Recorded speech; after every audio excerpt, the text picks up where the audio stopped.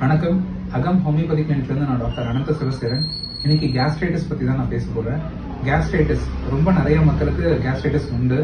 இது காரணம் இன்ஃபெக்ஷன், இந்த ஹெச் பைலரி இன்ஃபெக்ஷனா இருக்கலாம், இல்லைன்னா இந்த ஸ்ட்ரெஸ்னால வரலாம், இல்லைன்னா தூக்கமின்மை, இல்ல சரியான நேரத்துக்கு சாப்பிடுறது இல்ல, இல்லைனாலும் இந்த தேவையில்லாத மருந்து மாத்திரைகள் எடுத்துக்கிறதுனாலையும் வரலாம்.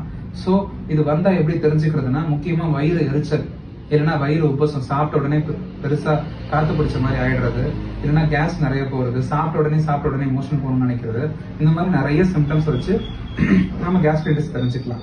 ஸோ கேஸ்ட்ரைட்டிஸ்க்கு முக்கியமா நம்ம ஹோமியோ மெடிசன்ஸ் நல்ல இம்ப்ரூவ்மெண்ட் கொண்டு வந்துட்டு இருக்கு. சீக்கிரமாவே சரி பண்ணிக்கவும் முடியும். நம்ம அதுக்கான டயட் சிலதெல்லாம் இருக்கு. 3 hours வந்து சாப்பிட வேண்டியது, குறைச்ச உணவு, ஆனா ஒரு ஃப்ரீக்வெண்ட் இன்டர்வல்ஸ்ல கொஞ்சம் கொஞ்சமா எடுத்துக்க வேண்டிய தேவையெல்லாம் உண்டு.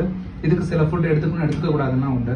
அதை பத்திலாம் நம்ம கவுன்சிலிங் கொடுத்து ஹோமியோ மெடிசன்ஸ் கொடுத்து நம்ம கிளினிக்ல பெஸ்ட் ரிசல்ட்ஸ் உண்டு.